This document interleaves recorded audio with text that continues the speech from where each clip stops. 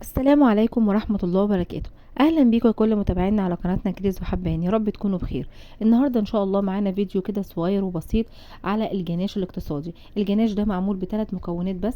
ليه لمعة حلوة قوي وطعمه بيبقى حلو. هينفعك في حاجات كتير، منها التجليس على التورته وان انت تعملي منها روزوتات وحاجات كتير. يلا ندخل على المقادير. معانا اول حاجة 300 جرام من الشوكولاتة، و200 ملي من المية، و50 جرام من الكريم شانتيه، وكمان هحط 50 جرام من الزيت.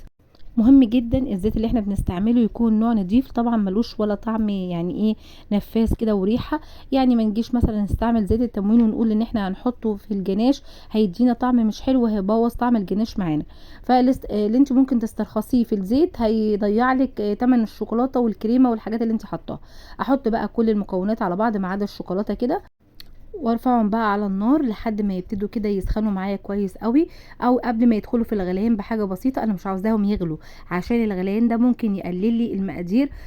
مع التبخير اللي هيحصل للمقادير بتاعتي فممكن تقل. لكن هو بس يسخن كويس قوي، وبعد كده انزل بالشوكولاته وابتدي بقى واحده واحده اقلبها لحد ما الشوكولاته كلها تسيح معايا زي ما حضرتك شايفه كده. طبعا الشوكولاته كل ما تكون متقطعه صغير كل ما هيساعدني ان هو يسيح بسرعه. حتى لو انت اضطريتي تقطعيها كبير بس هتاخد منك وقت اكتر. تمام. بصوا اللمعه بتاعته ما شاء الله حلوه قوي ازاي. ده يعني ايه، للمكون اللي احنا حطيناه بتاع الزيت هو اللي بيديها اللمعه الحلوه دي. عاوزه اقولك ان حضرتك ممكن ترفعي المكونات، اول ما تحطي الشوكولاته ترفعي الحله كده من على النار وتبتدي تقلبي فيها على سخونه الميه والكريمه والحاجات اللي احنا حطيناها.